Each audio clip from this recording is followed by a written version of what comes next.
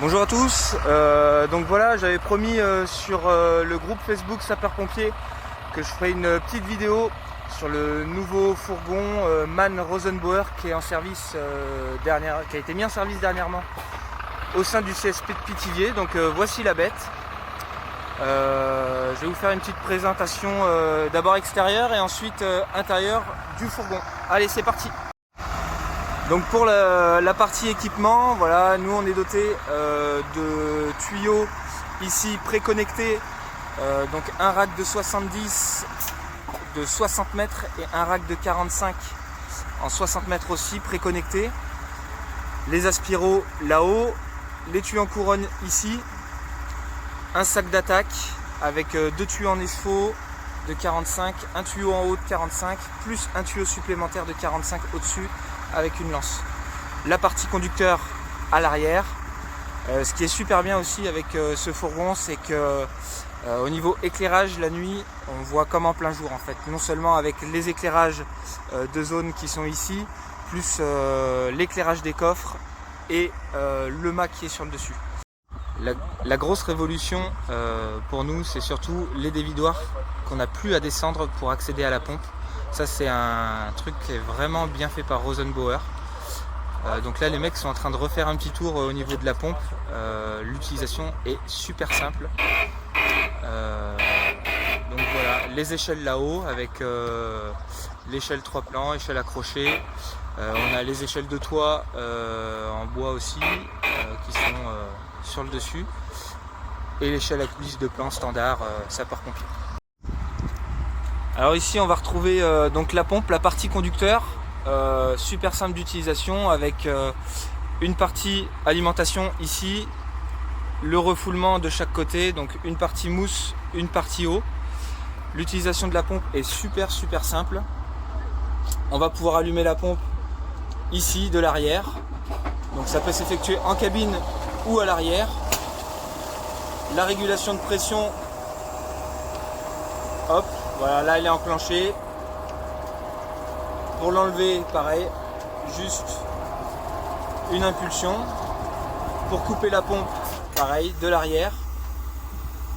Ensuite, le remplissage se fait automatiquement jusqu'à 95% avec la petite touche auto et un forçage de 95 à 100% du remplissage d'eau de la citerne pour éviter la consommation excessive d'eau. Voilà. L'ouverture et la fermeture de l'alimentation se fait ici, asservi avec la vantonne qu'on a là sur le côté. Donc quand on ouvre l'alimentation, la vantonne se ferme automatiquement. L'amorceur, c'est un amorceur à piston pour ceux qui connaissent. Voilà, super pratique et super rapide. En gros, en 10 secondes, on arrive à amorcer une pompe avec une hauteur de 3 à 4 mètres. Voilà, une LDT de 40 mètres. Ici, on a le matériel pour faire de la reconnaissance longue distance. Ensuite, ici, tout ce qui est cordage, échelle télescopique, matériel de balisage pour les conducteurs, les extincteurs.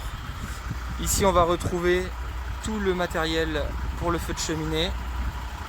Un jog, pour ceux qui ne connaissent pas, c'est un matériel d'ouverture pneumatique pour les portes renforcées ou blindées. Voilà, de l'autre côté, je ne sais pas si vous avez remarqué, on avait un outil Halligan ainsi qu'un Merlin. Donc voilà, si ça c'est pas assez efficace, on a le jog, le produit absorbant. À l'intérieur, au niveau conducteur, on se retrouve avec les accessoires à peu près normaux. Le petit plus qu'on a, c'est la caméra de recul et tout un tableau en fait ici où on va avoir diverses informations, les horamètres, les informations sur les coffres ouverts, le niveau de la tonne à eau, le niveau émulseur et la pression de refoulement. Diverses informations aussi sur la pression, les tours minutes au niveau du moteur et le voltage de la batterie. Ensuite, on va retrouver le gyrophare, le 2 tons, l'éclairage de zone et l'allumage des feux de pénétration. Les deux petits feux bleus qui clignotent devant. Au niveau de la boîte de vitesse, donc c'est une boîte auto avec donc plusieurs modes. Donc on a le neutre actuellement en service. On a une marche arrière standard, on va dire. Hop, et une marche arrière. Nous, ce qu'on appelle en mode de manœuvre, donc ça va être vitesse chantier 6 km/h. Au niveau de la marche avant, même chose, un mode normal, drive, avec une boîte 12 vitesses. Un mode drive sport, où le véhicule va monter un petit peu plus dans les tours et rétrograder un petit peu plus haut.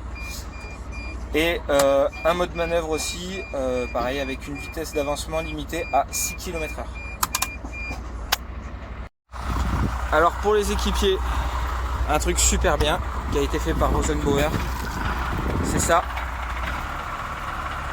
L'accès il se fait super facilement, la descente pareil. Voilà. L'aménagement à l'arrière est quand même vachement bien. Voilà, nous on est doté d'Aery 300 bars en composite fibre avec des masques araignées. Donc les masques araignées, nous, ils se retrouvent juste au-dessus. Et voilà, on a fait le tour du nouveau FPT MAN Rosenbauer en service au sein du CSP Pithiviers. Salut à tous!